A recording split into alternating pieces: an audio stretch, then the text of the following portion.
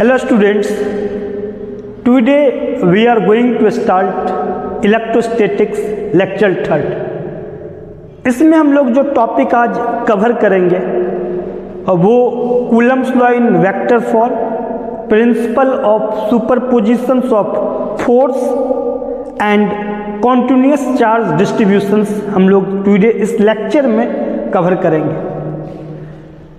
इसके लिए सबसे पहले आपको वेक्टर में दो टॉपिक है, positions vector and unit vector, इनकी नॉलेज होनी काफ़ी नेसेसरी है। हम लोग start positions vectors and unit vector से हम स्टार्ट करते हैं। Let's start. पोजीशंस वेक्टर के बारे में पहले हम समझते हैं कि पोजीशंस वेक्टर होता क्या है। Y axis, X axis, O is the origin, P at any point, P at any point। तो आप बोल सकते हो P is any point, O is a positions vector। तो आपके पास OP वेक्टर जो होगा, OP वेक्टर जो होगा इसको हम लोग बोलते हैं positions vector of point P with respect to O। Just like अगर ये Q आपके पास है तो O और Q, O पर टेल, P पर हेड, O पर टेल, Q पर हेड। ये आपके पास टेल होता है और ये आपके पास हेड होता है। ये आपके पास टेल है और ये आपके पास हेड है। इसी तरह से अगर आपके पास OA वेक्टर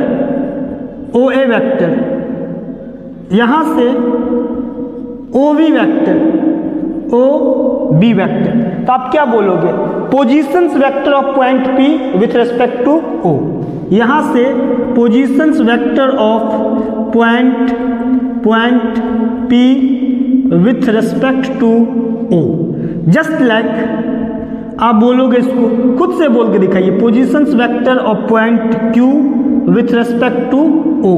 पोजीशंस वेक्टर आप बोल के दिखाओ, positions vector of A with respect to O, positions vector of B with respect to O।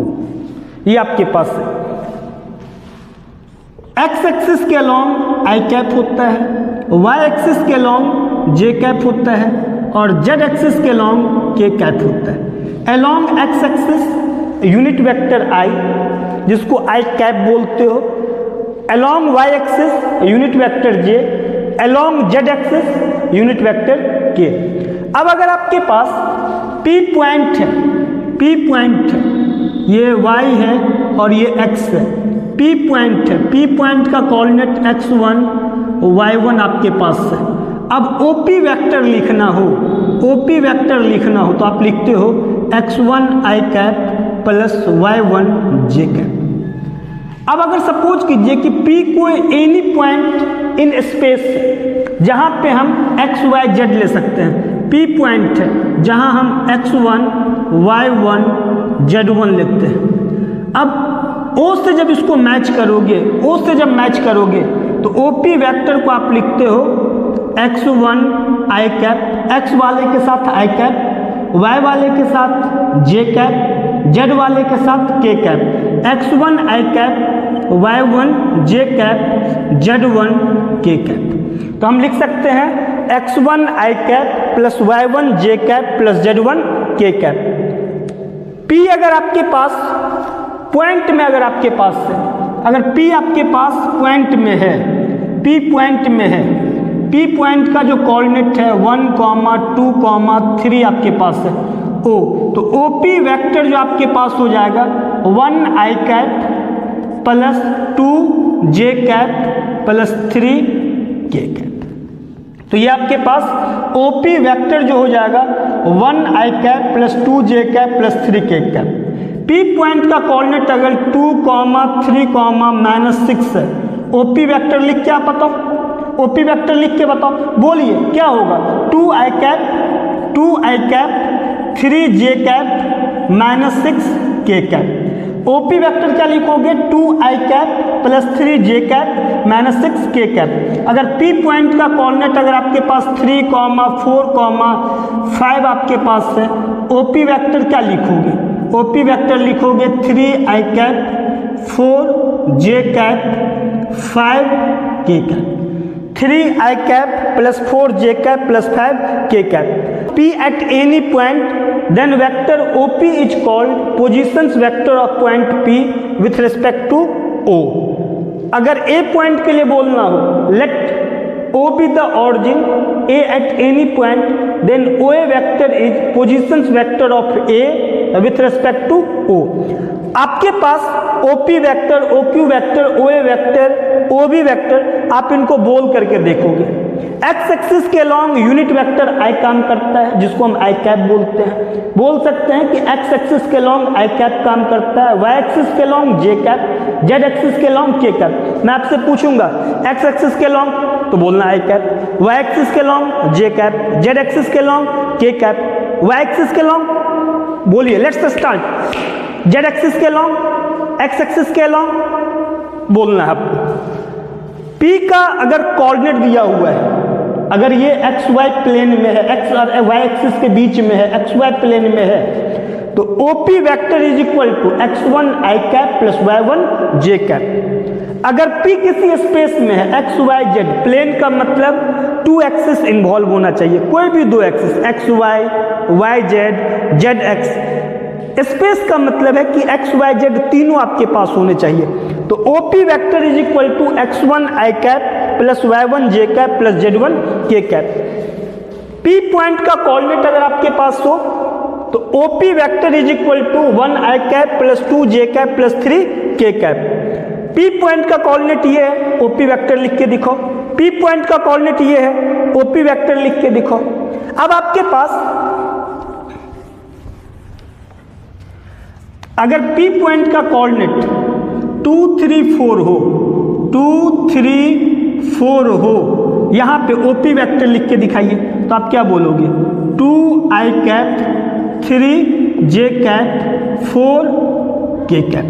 अब मैग्नीट्यूड जब बोले तो OP वेक्टर का मैग्नीट्यूड, ये मैग्नीट्यूड है, ये सिंबल ऑफ मैग्नीट्यूड है, is equal to square root. Square root यहाँ पे I का जो कॉफिशिएंट है उसका स्क्वायर, 2 का स्क्वायर, प्लस J का जो कॉफिशिएंट है उसका स्क्वायर, प्लस K का जो कॉफिशिएंट है उसका स्क्वायर। ये प्लस जो आपके पास है बीच में रहने ही रहने हैं। I कैप का जो कॉफिशिएंट है उसका स्क्वायर, ये प्लस रहेगा। J कैप का जो कॉफिशिएंट है उसका स्क्वायर, ये प्लस रहेगा।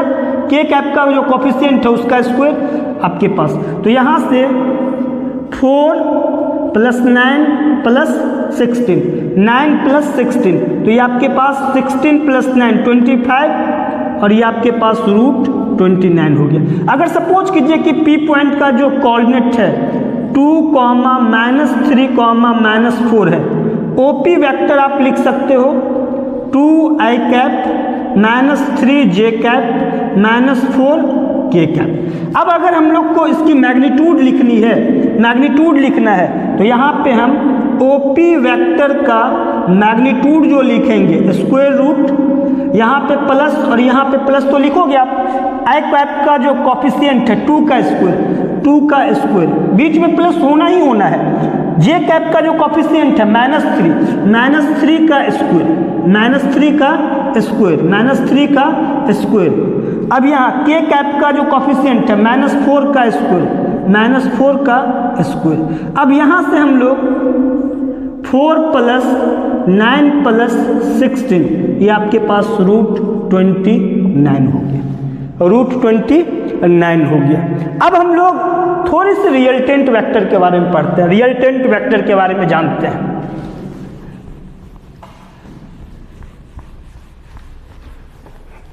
यहां देखना A B C, अब A B लिखना है, A B C लिखना है। अब देखिए वेक्टर के फॉर्म में A पर टेल है, B पर हेड है, A पर टेल B पर हेड, फिर BC में गए, B पर टेल C पर हेड, AB वेक्टर A पर टेल B पर हेड, फिर B जहां लास्ट किया वहीं से शुरू होगा, B जहां लास्ट किया वहीं से शुरू होगा। टेक्निक देखना, B जहां लास्ट किया वहीं से शुरू होगा, तो BC B पे टेल C पे हेड। अब रिजल्टेंट क्या? इनिशियल और फाइनल। और रिजल्टेंट क्या? इनिशियल और फाइनल। AC वेक्टर रियल्टेंट कितना, AC वेक्टर, A पर टेल C पर हेड, A पर टेल C पर हेड। तो ये जो आपके पास है जस्ट लाइक ये रियल्टेंट वेक्टर AC हुआ, वेक्टर AB और वेक्टर BC का। तो उनको आप 11th में पढ़ते हो जस्ट लाइक ऐसा, AB वेक्टर टेल हेड और रियल्टेंट होता है हेड टेल, टेल हेड रियल्टेंट होता है हेड टेल।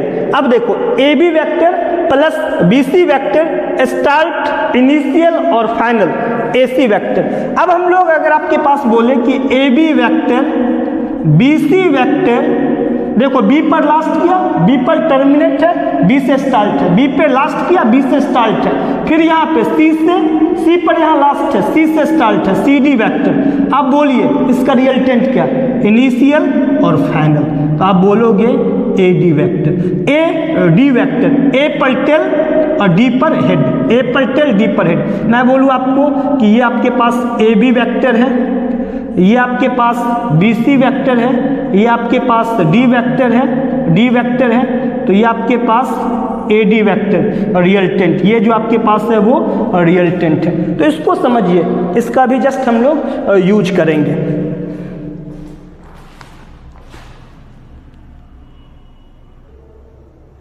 नोट कीजिए, यहां से आपको नोट करना है, नोट कीजिए बेटा इसको,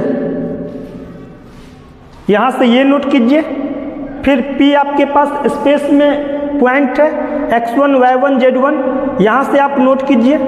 इसके बाद आप ये नोट कर लीजिए, ये नोट कर लीजिए, और आप साइड में इसको लिख लो कि x एक्सिस के along i cap, y axis के along j cap, z axis के लॉन्ग k कैप। इसको नोट कीजिए, फिर आगे हम लिखते हैं।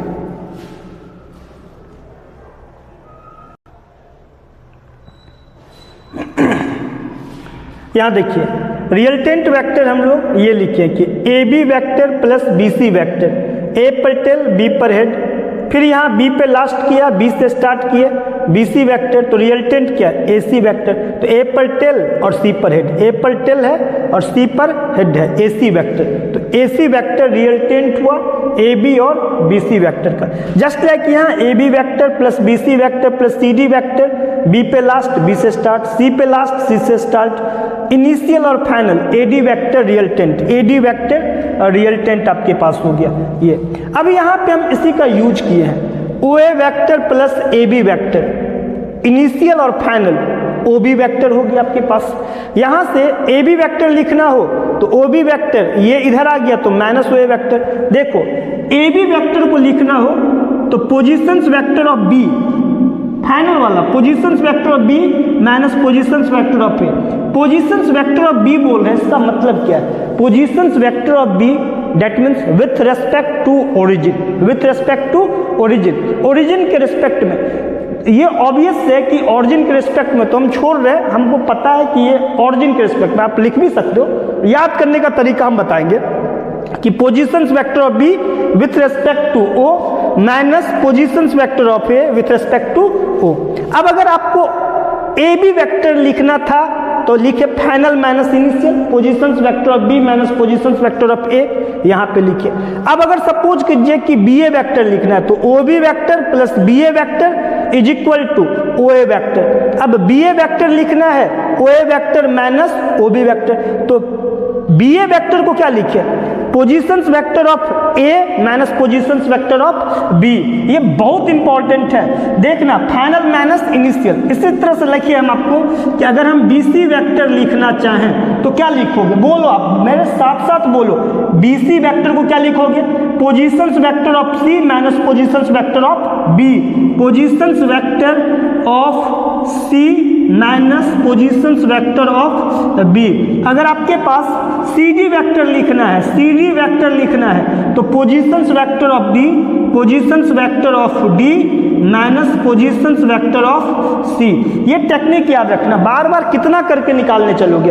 अगर आपके पास AB वेक्टर है, AB वेक्टर है तो इसके नीचे जस्ट देखो AB वेक्टर है, AB वेक्टर तो क्या लिखोगे, positions vector of B minus positions vector of A, positions vector of B minus positions vector of A। इसके बाद ये नोट करते हुए इतना कॉपी में लिखो, ऐसा नहीं कि छोड़ देना है, फिर नोटबुक जो कर रहे हैं आप इसमें लिखते चलिए इसको। नोट कीजिए।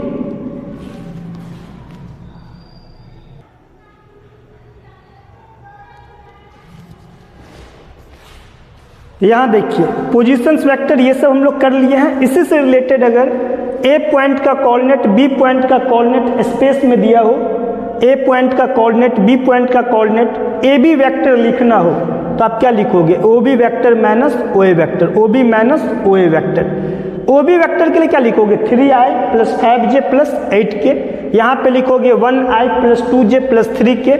दिस में से दिस को माइनस कीजिए। ऐसे यहाँ भी देखो 3 में से 1 को माइनस करेंगे 2i कैप प्लस 5 में से 2 को माइनस करोगे 3j कैप, 8 में से 3 को माइनस करोगे 5k कैप आ गया। जस्ट लाइक इसी तरह से आपको इसको करना है। अब मैग्नीट्यूड निकालना था तो आप निकाल लिए।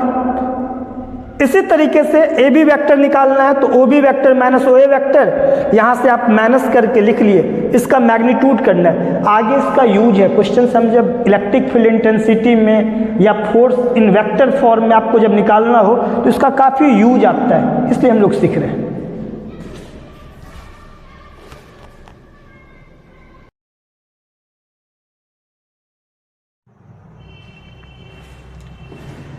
Unit vector, positions vector complete हुआ। अब यूनिट वेक्टर पढ़ते हैं। वैसे वेक्टर जिसका मैग्नीट्यूड 1 हो या यूनिट हो उसे हम लोग यूनिट वेक्टर बोलते हैं। वैसे वेक्टर जिसकी मैग्नीट्यूड 1 हो या यूनिट हो उसको हम लोग यूनिट वेक्टर बोलते हैं। किसी भी वेक्टर को लिखने का जो प्रोसेस होता है, vector A is equal to vector A का मैग्नीट्यूड उसके साथ में एक यूनिट वेक्टर मल्टीप्लाई करते हैं। अब इन दोनों का जो डायरेक्शंस होता है वो they are parallel to each other. ये दोनों पैरेलल टू ईच अदर होते हैं और सेम डायरेक्शंस में होते हैं वेक्टर ए के। वेक्टर ए का जो डायरेक्शंस होगा सेम डायरेक्शन में यूनिट वेक्टर होगा।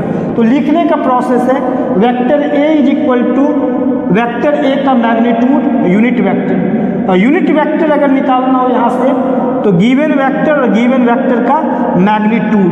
अब जब मैग्नीट्यूड होता है तो वेक्टर का जो एरो होता है ना वो स्किप होता है, हट जाता है, तो आप ऐसे लिख सकते हो।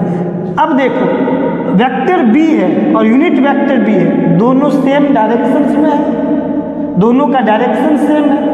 अब हम लोग यूनिट वेक्टर लिख सकते हैं गिवन वेक्टर और गिवन वेक्टर का मैग्नीट्यूड। तो हम लोग क्या लिख सकते हैं? Given vector divided magnitude of given vector, magnitude of given vector, magnitude of given vector. हम लोग लिखते हैं किसी भी वेक्टर को गिवन वेक्टर और मैग्नीट्यूड ऑफ गिवन वेक्टर। उसी तरीके से वेक्टर सी को आपको लिखना है और यूनिट वेक्टर का डायरेक्शन किधर होगा? इस डायरेक्शंस में होगा या इस डायरेक्शंस में होगा? किस डायरेक्शंस में होगा? ये गलत है, ये सही है आपके पास। ये गलत है, ये सही है। यूनिट वेक्टर आपके पास ऐसा vector C is equal to vector C का मैग्नीट्यूड और यूनिट वेक्टर। और यूनिट वेक्टर यहाँ से हम लिख सकते हैं, यूनिट वेक्टर लिख सकते हैं vector C upon vector C का मैग्नीट्यूड। वेक्टर डी ये आपके पास है। अब यूनिट वेक्टर का डायरेक्शन किधर होगा? ऊपर की तरफ या नीचे की तरफ? किधर होगा बोलिए आप? नीचे की तरफ। अब यहाँ पे यूनिट वेक्टर लिखना है तो vector D upon vector D का मैग्नीट्यूड लिख सकते हैं ना। गिवन वेक्टर और गिवन वेक्टर का मैग्नीट्यूड, गिवन वेक्टर और गिवन वेक्टर का मैग्नीट्यूड, इसको नोट कीजिए। और फिर आपके पास अगर हम लोग को लिखना हो, मान के चलो कि आपके पास वेक्टर एफ लिखना है, इसको क्या लिखते हैं?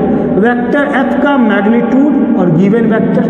और given vector is equal to क्या लिखेंगे? वेक्टर एफ और वेक्टर एफ का मैग्नीट्यूड। ये हम लोग लिख सकते हैं यहाँ पे। तो वेक्टर के लिए आप लिख सकते हो यूनिट वेक्टर गिवन वेक्टर और गिवन वेक्टर का मैग्नीट्यूड। आई होप आपको यूनिट वेक्टर समझ में आ गया होगा। इसका काफ़ी यूज है, अभी हम लोग काफ़ी यूज इसका करेंगे। पोजीशंस वेक्टर यूनिट वेक्टर का काफ़ी यूज करेंगे। अब हम लोग पढ़ते हैं Coulomb's law in vector form. Coulomb's law in vector form very important. अगर आप ये सीखते हैं principle of superposition of force, principle of superposition of electric field intensity, continuous charge distribution, ये सारे चीज़ सीख जाएंगे। केयरफुल होकर के आप इसको देखिए, उसके बाद आगे रेस्ट आप खुद सीख जाओगे। यहाँ देखिए Q1 Q2 2 पॉइंट चार्ज है, their positions vector R1 and R2। यहाँ पे Q1 पॉइंट चार्ज है, यहाँ Q2 पॉइंट चार्ज है। ऑरिजिन से पोजीशंस वेक्टर R1 वेक्टर है A पॉइंट का, B पॉइंट का पोजीशंस वेक्टर आपके पास R2 वेक्टर है। ये Q2 है, ये Q1 है, दोनों लाइक चार्ज होंगे। लाइक चार्ज एक दूसरे को रिपेल करेगा, तो ये प्लस इस प्लस को क्या करेगा, रिपेल करेगा। तो जब यहाँ पे फोर्स दिखा है तो 2 पे फोर्स लगा तो पहले 2 लिखे, जब 2 पर फोर्स लगा तो पहले 2 दिखा है, तो हम लोग क्या बोले, force on 2 due to 1, F21। अब 1 पे लगा तो पहले 1 लिखेंगे, जिसके कारण लगेगा उसको बाद में लिखेंगे। तो 1 पे लगा तो F12 वेक्टर। अब देखिए F21 वेक्टर आपके पास है, इस डायरेक्शन में 1 से 2 के तरफ, इसके डायरेक्शन में आपके पास वेक्टर लगा और यूनिट वेक्टर, इस वेक्टर का यूनिट वेक्टर क्या होगा, इस डायरेक्शन में। तो F21 वेक्टर के अलोंग में R12 वेक्टर इस डायरेक्शन, 1 से 2 के तरफ आ रहा है, देखो 1 पे टेल है और 2 पर हेड है, 1 से 2 के तरफ आ रहा है। वेक्टर F21 को क्या बोलेंगे, force on 2 due to 1, force on 2 due to 1। Vector F12 को क्या बोलेंगे, फोर्स ऑन 1, 1 पे फोर्स लग रहा है और ड्यू टू 2। सपोज कीजिए कि A और B है, एक पे B के कारण फोर्स लगा, A पर B के कारण लगा, तो फोर्स ऑन A और ड्यू टू B। अगर B पर A के कारण लगा तो force on B due to A। तो वही चीज हम लिखे हैं, force on 2 due to 1, force on 1 due to 2 लिखे हैं। अब अगर आपके पास प्लस Q3 प्लस Q4 हम लोग यहाँ ले, प्लस Q3 प्लस Q4 ले, लाइक चार्ज ले रहे हैं, तो ये इसको रिपेल करेगा, ये रिपेल करेगा, ये इसको रिपेल करेगा। अब यहाँ पे फोर्स दिखाना, इस पॉइंट पे फोर्स दिखाना, तो डायरेक्शन ये हुआ, तो इस पॉइंट पे क्या लगेगा, पहले 3 है, 3 पे लग रहा है, तो 3 किसके कारण, 4 पे। अब यहाँ पे इस पॉइंट पे फोर्स दिखाना है, तो फोर्स ऑन 4 ड्यू टू 3, यही चीज हम लिखे हैं, फोर्स ऑन 3 ड्यू टू 4। अब इसको आप खुद से लिख सकते हैं ना, force on 4 due to 3, force on 4 due to 3। अब हम लोग को वेक्टर F21 लिखना है, वेक्टर F21 लिखना है।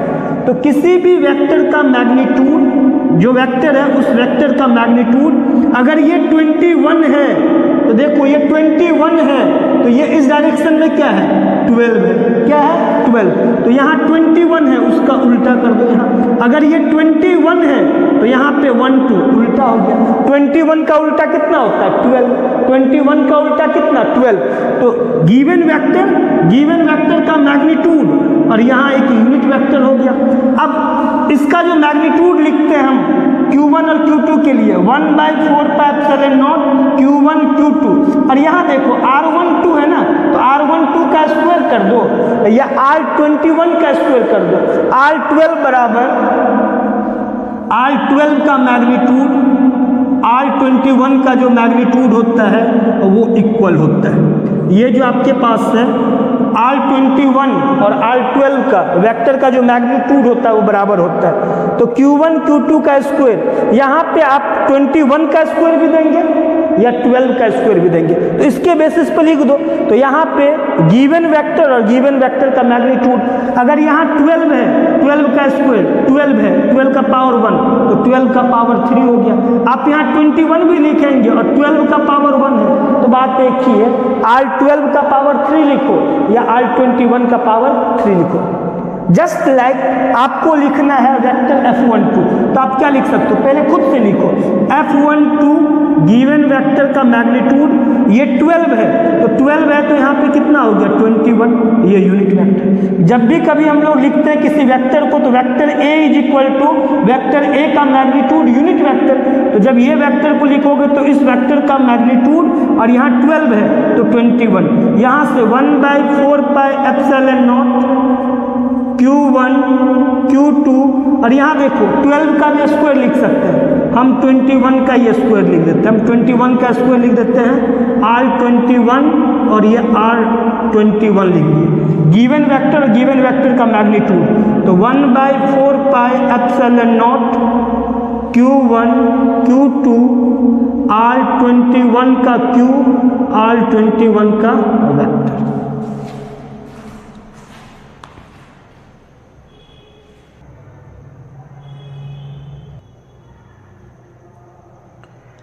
F34 वेक्टर F43 वेक्टर को खुद से लिखिए, F34 वेक्टर F43 वेक्टर को खुद से लिखिए।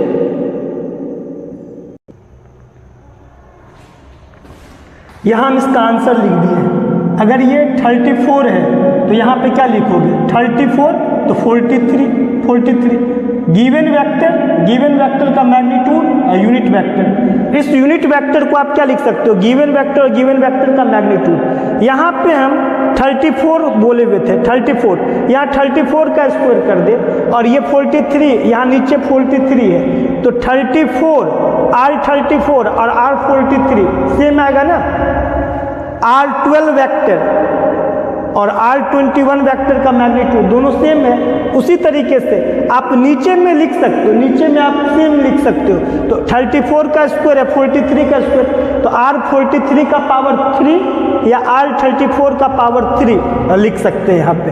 तो देखिए किसी वेक्टर को लिखना है तो इस वेक्टर का मैग्नीट्यूड के लिए आप यहाँ काम किए 1/4 pi epsilon not Q3 Q4 divided 34 का पावर 3 भी लिख दे, लेकिन यहाँ जो लिखोगे 34 है तो यहाँ 43 वेक्टर लिखेंगे। इसी तरह से आप इसको किए तो आपके पास लिख सकते हैं डायरेक्ट में, देखो 1/4 pi epsilon not Q4 Q3 या Q3 into Q4, 2 into 3 equal to 3 into 2, बात सेम है ना। तो Q4 इंटू Q3 लिखो या Q3 इंटू Q4। यहाँ पे 43 है तो यहाँ पे 34 का पावर क्यूब लिखो या 43 का पावर क्यूब लिखो, बात एक ही है। बट यहाँ 43 है तो यहाँ 34 वेक्टर फॉर्म में आ जाएगा। अब यहाँ पे वेक्टर F21 लिखना हो तो क्या लिख सकते हैं 1/4 pi epsilon not Q1 Q2, यहाँ 21 है तो यहाँ पे आप 12 का पावर 3 दो या R12 वेक्टर दो। अब इसको लिखना है तो हम क्या लिखते हैं पोजीशंस वेक्टर में, R12 वेक्टर को क्या लिखोगे R2 minus R1, R2 minus R1, final minus initial, R2 vector minus R1 vector. Suppose करो कि अगर हम लोग को R43 लिखना हो तो क्या लिख सकते हैं R3 vector minus R4 vector. ये देखो final minus initial, final minus initial, यही काम हम यहाँ किए हैं। तो 1/4 pi epsilon not Q1 Q2 यहाँ लिखे तो गिवन वेक्टर और उस वेक्टर का मैग्नीट्यूड का पावर 3 दिए। ये अगर ये आपको अच्छे से आ गया तो आगे हम लोग काफी अच्छा कर सकते हैं।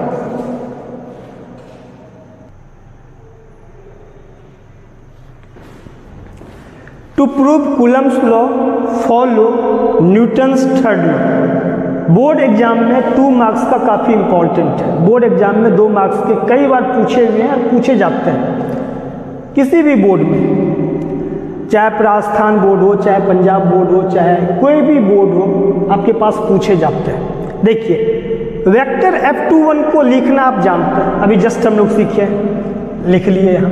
अगर ये 21 था तो यहाँ 12 था वेक्टर फॉर्म में। जब ये वेक्टर था तब यहाँ पे पावर क्या था 3 था। जब यूनिट वेक्टर था तो यहाँ पे पावर कितना था 2 था। तो हम डायरेक्ट एक स्टेप आगे कर लिए।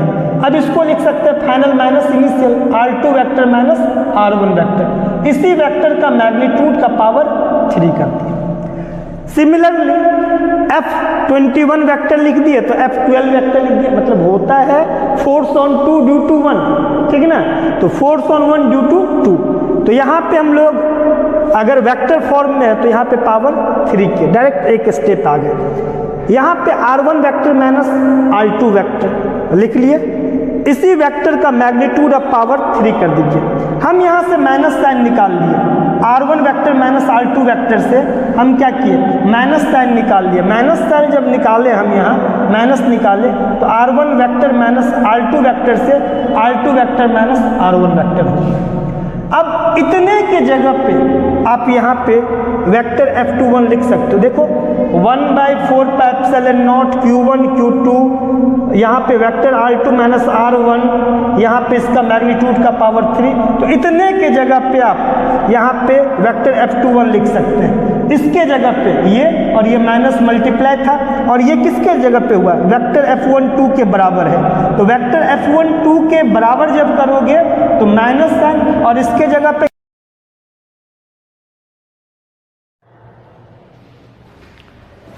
Principal of superpositions of force, very important topic है। बोर्ड एग्जामिनेशंस में ये आपके पास लॉन्ग क्वेश्चंस में पूछे जाते हैं। Principle of superpositions of electric field intensity यहाँ हो, सेम काम यही करेंगे, जो काम हम इसमें कर रहे हैं सेम काम वहाँ करेंगे, बट एक छोटा सा डिफरेंस होगा जो मैं इसको बताने के बाद करता हूँ। पहले according to principle of superpositions of force, principle of superpositions of force बोलता क्या है उसको हम बोल रहे हैं according to principle of superpositions of force. यहाँ देखिए, मान के चलो Q1 Q2 Q3 Q4 Q5 Q6 Qn तक Q0 पे फोर्स लगा रहा है। मान के चलिए कि 5 चार्ज है, किसी एक पे फोर्स लगाएगा, तो ये जो 4 चार्ज है इस पे कितना फोर्स होगा, 4 होगा। मान लीजिए कि 6 है, तो किसी एक पे लगाए, इस पे लगाए, तो इसके कारण इस पे कितना फोर्स होगा, 5। एक को तो हटा दोगे, उससे कम एक फोर्स लगेगा। मान लो 10 है, किसी एक पे फोर्स लगाना है तो एक कम लगाओगे, 9 फोर्स एक चार्ज पर लगेंगे।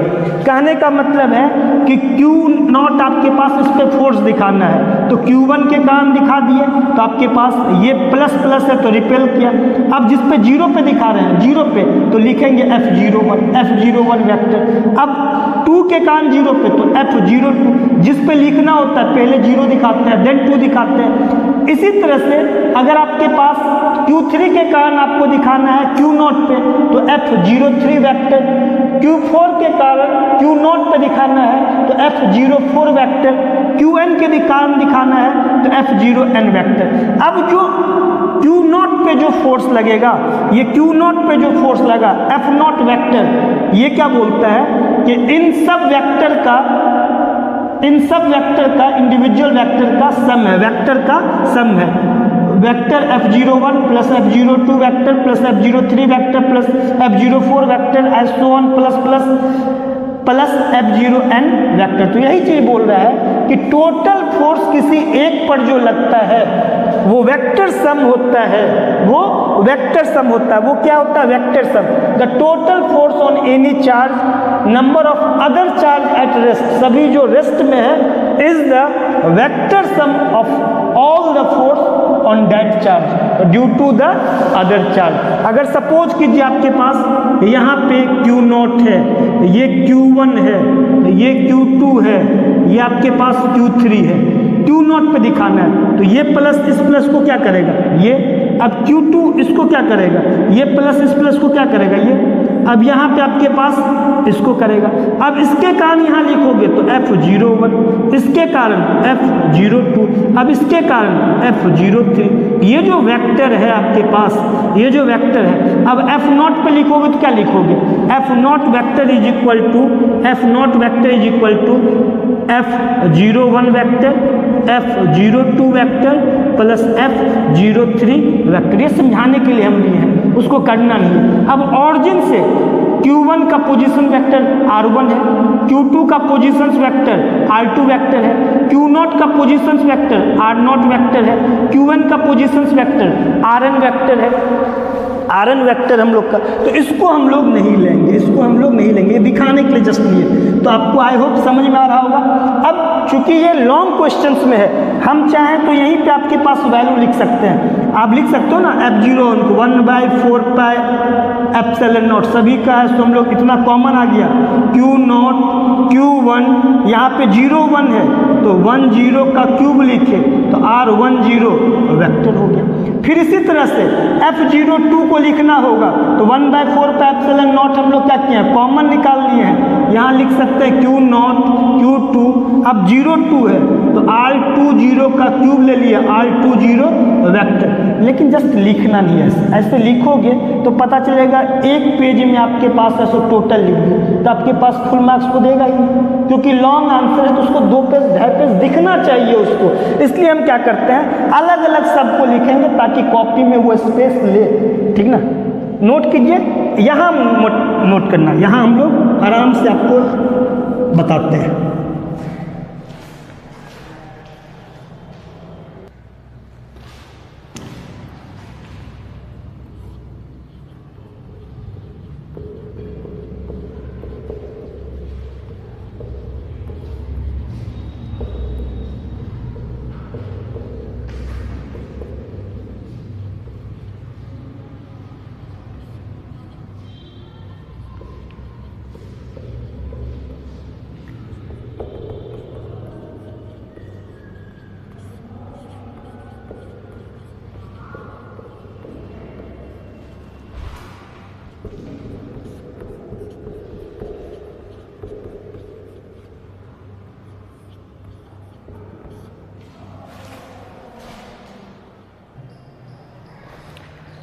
अब इसको हम लोग क्या कर दिए कि F01 वेक्टर को यहाँ लिखे, F02 वेक्टर को लिखे, F03 वेक्टर को लिखे, बाद में फिर इसमें वैल्यू पुट कर दिए।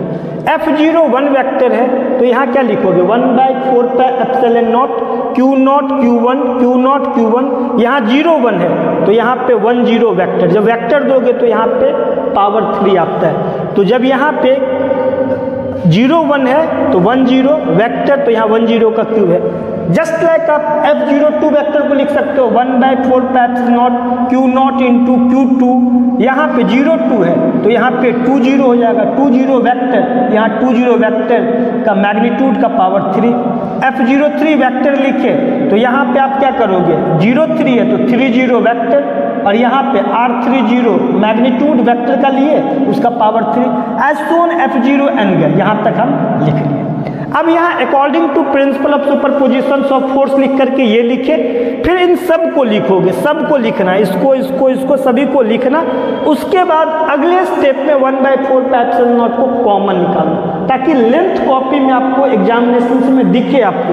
फिर इसके बाद Q0 निकालना, ये नहीं कि पहले Q0 निकाल लिए 1/4πε0 निकाल लिए, पता चला कि कॉपी में लेंथ ही नहीं है, 4 मार्क्स का या 5 मार्क्स का जहाँ भी आपके पास स्टेट बोर्ड में चाहे CBSE में आपके पास हो तो पता चले कॉपी में लेंथ ही कम है, ऐसा बिल्कुल नहीं करना है। फिर Q0 निकाल लिए, इसके बाद ये सब बच रहा है आपके पास, ये बचा। अब देखो यहाँ पे Q1 Q2 Q3 Q4 Q5 Q5 Q6 Q7 Q8 सब है तो यहाँ हम QI कर दिए। यहाँ देखो 0 बाद में सभी में फिक्स है, 10 20 30 40 50 60, तो I का वैल्यू चेंज करा तो I0, यहाँ Q1 Q2 Q3 Q4 Q5 S1 Q1 तक है। यहाँ पे जब I0 लिए तो I0 यहाँ भी आप लोगे, यहाँ वेक्टर है, यहाँ पे मैग्नीट्यूड का पावर 3 है। अब I का वैल्यू कहाँ से कहाँ लेंगे, 1 से लेकर के n तक, तो I का वैल्यू 1 से लेके n तक। फिर यहाँ पे आप समेशंस का मतलब सम है, अब जब यहाँ समेशन हटाओगे तो देखो I का वैल्यू 1 पुट के तो Q1 डिवाइडेड R10 का क्यूब R10 वेक्टर प्लस अब I का वैल्यू 2 पुट करो तो Q2 divided R20 cube R20 vector, S1 तक n तक आपके पास जाएगा। यहाँ पे Q0/4πε0 समेशन I का वैल्यू 1 से n, यहाँ से लिख लिए QI। अब देखो फाइनल माइनस इनिशियल होता है कि नहीं, एक स्टेप और बढ़ा के दे दो ताकि कॉपी चेक करने वाला आपका नंबर किसी भी तरीके से एंगल से कट ना कर सके। तो final minus initial position vector R0 vector minus RI vector, और इसी का मैग्नीट्यूड का पावर 3 कर दिया। ये आपके पास principle of superposition of force है। जब इंटेंसिटी निकालना होगा principle of superposition of intensity तो क्या करना, इस Q0 को यहाँ पे डिवाइड कर देना, अभी नहीं करना है। जैसे F0 वेक्टर बाय Q0 किए तो आपके पास इलेक्ट्रिक फील्ड इंटेंसिटी Q0 आपके पास जहाँ है ना वहाँ पे +1 हो जाएगा, तो यहाँ पे डिवाइड कर देना, electric field intensity principal of superposition का हो जाएगा। तो just like principal of superposition of force किए उसी तरीके से principal of superposition of electric field intensity करना है। जब हम वहाँ पहुँचेंगे तो सारे चीज़ यहाँ तक लेंगे, इसके बाद क्या कर देंगे, इस फोर्स में इस Q0 से डिवाइड कर देंगे और तब आपके पास आंसर क्या हो गया 1/4 पाई नॉट, ये रेस्ट आपके पास वो इलेक्ट्रिक फील्ड इंटेंसिटी। तो डेरिवेशंस को क्या करना है कि एकदम रिलेट कर देना है, एक सीखे तो हम दूसरे को भी सीख सकते हैं। अभी हम लोग इसको नहीं करेंगे, अभी हम लोग करते हैं अब कंटिन्यूअस चार्ज डिस्ट्रीब्यूशन। नोट कीजिए इसको।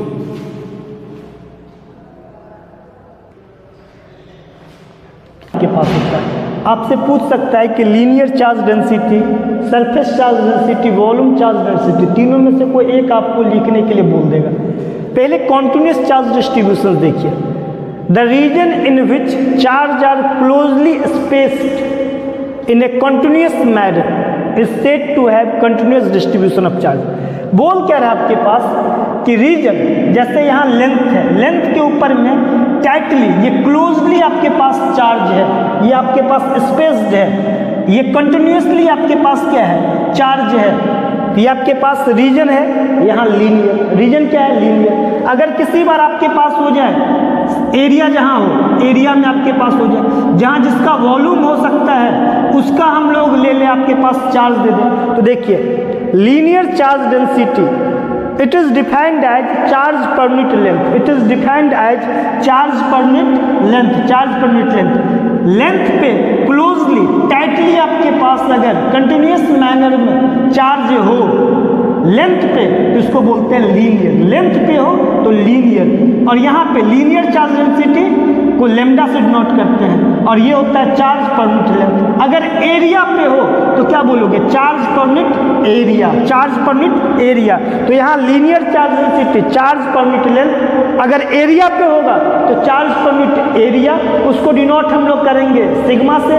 और चार्ज पर यूनिट वॉल्यूम होगा तो वहाँ हम बोलेंगे वॉल्यूम चार्ज डेंसिटी, उसको हम रो से डिनोट करते हैं। अगर लेमडा है that means straight line linear पे, लीनियर चार्ज डेंसिटी लेमडा बोलते हैं, चार्ज और लेंथ पे है चार्ज पर यूनिट लेंथ। अगर वो एरिया पे होगा तो चार्ज पर यूनिट एरिया, इसको हम लोग सिग्मा से डिनोट करेंगे तो क्या हो जाएगा, चार्ज पर यूनिट एरिया। अगर किसी वॉल्यूम वाले पे होगा तो इसको रो से डिनोट करेंगे चार्ज पर यूनिट वॉल्यूम। तो क्या बोलेंगे, it is denoted by charge per unit area that is called surface charge density. Volume charge density को क्या बोलोगे, it is denoted by rho, it is defined as charge per unit और volume. अब unit देखते हैं, charge का होता है कूलम, लेंथ का होता है मीटर, तो कूलम पर मीटर या coulomb metre inverse. Dimension charge का 80 होता है, लेंथ का L होता है, तो 80 अपॉन L, तो L ऊपर गया तो L इनवर्स। एरिया का L स्क्वायर होता है तो क्या करोगे 80 बाई L स्क्वायर। वॉल्यूम का, चार्ज का 80, वॉल्यूम का L क्यूब होता है, तो डायमेंशन लिख सकते हैं ना। अगर चार्ज 80 होता है, एरिया का L स्क्वायर है तो 80 upon L square, L square ऊपर गया तो L का पावर -2, 80 अपॉन L का पावर 3 ऊपर गया। अब कूलम यूनिट निकालना है, कूलम एरिया का मीटर स्क्वायर, तो coulomb upon metre square. Volume का मीटर क्यूब होता है तो कूलम पर मीटर क्यूब, तो वही चीज़ है। It is defined as charge per unit length, it is denoted by lambda. Diagram दे दिए, ये लिख दिए, उसी बेसिस पे हम लोग surface charge density, volume charge density लिखते हैं, समझा चुके हैं, आप उसको नोट कीजिए।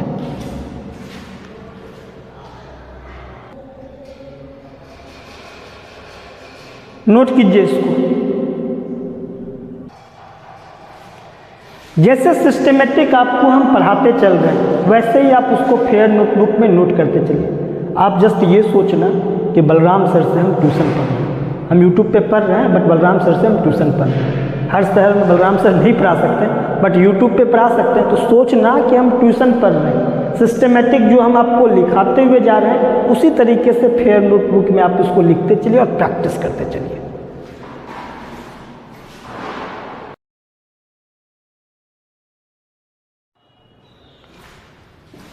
Force due to continuous charge distribution, heading आपके पास है force due to continuous charge distributions. 3 आपके पास है, linear charge distribution, surface charge distributions, volume charge distributions. Linear charge distributions board में 5 मार्क्स के डेरिवेशंस पूछे जाते हैं।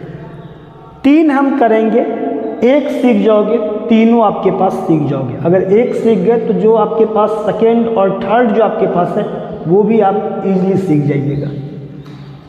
Linear charge distributions, force on charge due to linear charge distribution, इसे समझते हैं। यहाँ आपके पास स्मॉल पॉइंट चार्ज कंसीडर करेंगे DQ, ये स्मॉल पॉइंट चार्ज कंसीडर करेंगे DQ, और ये आपके पास एक पॉइंट चार्ज Q0 है। इस DQ के कारण, पॉइंट चार्ज DQ के कारण इस पॉइंट चार्ज Q0 पे फोर्स लिखना है। आपको भी पता है कि कूलम्स लॉ वैलिड होता है पॉइंट चार्ज के लिए, यहाँ तो लाइव चार्ज है तो कूलम्स लॉ इसके लिए वैलिड नहीं होता है, कूलम्स लॉ वैलिड होता है पॉइंट चार्ज के लिए। तो हम क्या किए, एक लाइन है, इतना बड़ी लाइन है, इस लाइन में सभी जगह चार्ज है, सभी जगह चार्ज आपके पास कंटिन्यूसली है। एक छोटा सा पॉइंट हम कंसीडर किए जिसको हम DQ बोल दिए, इसको हम क्या बोल दिए, DQ। इस DQ के कारण इस पे कितना फोर्स लगेगा, स्मॉल अमाउंट चार्ज के कारण, स्मॉल अमाउंट चार्ज के कारण जो फोर्स लगा वो स्मॉल अमाउंट का फोर्स लगा। वेक्टर DF लिखना हो तो हम लिखेंगे 1/4πε0 point charge DQ into Q0 upon R square और unit vector R। Unit vector R को हम गिवन वेक्टर का मैग्नीट्यूड, यहाँ से आपके पास DQ into Q0 vector R upon RQ, यहाँ तक आपके पास समझ में आ गया। अब वेक्टर R लिखना है, वेक्टर R, वेक्टर AB को हम क्या बोल दिए हैं, वेक्टर R बोल दिए हैं। तो देखो AB वेक्टर क्या होगा, OB vector minus OA vector. OB vector का पोजीशंस वेक्टर कितना है, R2 वेक्टर। OA वेक्टर का पोजीशंस वेक्टर कितना है, R1 vector. Vector R is equal to vector R2 minus vector R1। यहाँ ये लिख दिए और यहाँ इसका मैग्नीट्यूड का पावर 3 दिए। जब यूनिट वेक्टर था देन स्क्वायर था, यूनिट वेक्टर को गिवन वेक्टर का मैग्नीट्यूड लिखे, गिवन वेक्टर और ये R का पावर 3 हो गया। Vector R final minus initial हुआ, तो इसका जो है सो हेड ये है, तो यहाँ पे हेड माइनस टेल का पोजीशन वेक्टर, तो फाइनल माइनस इनिशियल का, तो vector R is equal to put किए यहाँ। अब देखो तीनों अगर करोगे आपके पास एक के बाद सेकेंड थर्ड कीजिएगा तो यहाँ तक सेम रहेगा, बस टॉपिक चेंज हो जाएगा। लीनियर की जगह सरफेस आ जाएगा, अगेन वॉल्यूम आ जाएगा। यहाँ पे बोलना होगा लीनियर की जगह surface, again volume charge distribution. Lambda की जगह आप क्या बोलोगे, देन बोलोगे सिग्मा और रो। तो पहले लेमडा वाले को देखते हैं। Lambda is equal to charge per unit length, यहाँ भी D लगा दी, यहाँ भी D लगा दी। स्मॉल अमाउंट का चार्ज है तो स्मॉल अमाउंट का लेंथ होगा। DQ is equal to lambda into DL। अब यहाँ पे DQ के जगह पे हम क्या कर दिए, लेमडा इंटू DL कर दिए और सेम आपके पास वैसे रहने दिए, सेम वैसे ही रहने दिए। अब इंटीग्रेशन बोथ साइड्स भी गेट करेंगे, तो जब वेक्टर DF का इंटीग्रेशन होगा तो ये आपके पास इंटीग्रेशन का सिंबल और ये D हट जाता है तो वेक्टर F आ गया, दैट मीन्स टोटल आ गया, यहाँ से Q0 अपॉन 4πε0 को बाहर निकाल दिए, lambda DL this upon this का इंटीग्रेशन आपके पास कर दिए। अब अगर आपको सरफेस चार्ज डेंसिटी का निकालना हो तो क्या करोगे, सेम रहने देना, डायग्राम के जगह यहाँ पे एक सरफेस चार्ज पे हम बता देंगे और यहाँ लेमडा की जगह सिग्मा रख देंगे और यहाँ पे DQ के जगह जब सिग्मा रखोगे तो क्या होगा, चार्ज पर यूनिट एरिया, तो DQ अपॉन DA, तो यहाँ पे DQ क्या होगा, सिग्मा इंटू DA, यहाँ सिग्मा इंटू DA होगा। वॉल्यूम को रखना है तो rho is equal to charge per unit volume DQ by DV, DQ is equal to क्या होगा, रो इंटू DV हो जाएगा, तो यहाँ पे रो इंटू DV हो जाएगा, सेम जस्ट लाइक आपके पास ये हो जाएगा। अब अगर इलेक्ट्रिक फील्ड इंटेंसिटी कंटिन्यूस का निकालना होगा तो ये Q0 को यहाँ पे आप डिवाइड कर दोगे, Q0 को आप यहाँ पे डिवाइड कर दोगे। फोर्स का सीख गए तो इलेक्ट्रिक फील्ड इंटेंसिटी का सीख गए, तो आप इसको नोट कीजिए और रेस्ट दो जो आपके पास है वो आपको हम बोर्ड पे नोट कर देते हैं, आप उसको नोट कर लीजिएगा।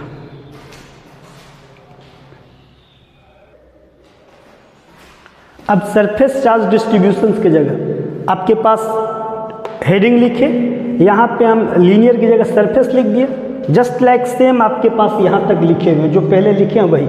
यहाँ पे क्या किया हम, लेमडा की जगह सिग्मा दे दिए। अब यहाँ चार्ज पर यूनिट एरिया होता है, ये सरफेस वाला है, यहाँ पे पॉइंट हम लोग पॉइंट चार्ज dq कंसीडर कर लिए।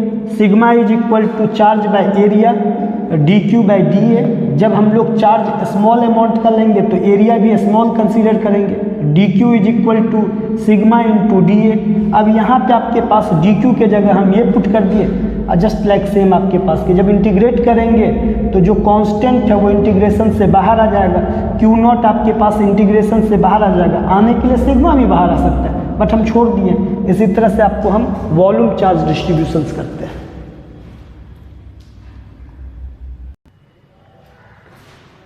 वॉल्यूम चार्ज डिस्ट्रीब्यूशंस लिख दिए हैं। जैसे जैसे आपको हम नोट करवाए हैं वैसे ही आप फेयर नोटबुक में नोट करना।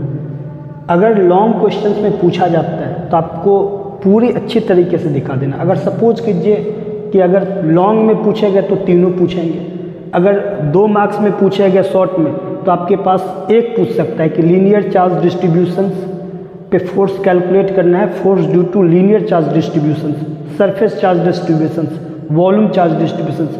शॉर्ट क्वेश्चंस में सिर्फ कोई एक आपसे पूछेगा और उसको अच्छे से आप एक्सप्लेन करोगे 2 मार्क्स के लिए, और लॉन्ग पूछेगा तो तीनों आपको लिखना है। तो आई होप आपको अच्छी तरीके से समझ में आ गया होगा। जस्ट नोट कीजिए फेयर नोटबुक में आराम से। आप मिलते हैं बेटा नेक्स्ट लेक्चर में।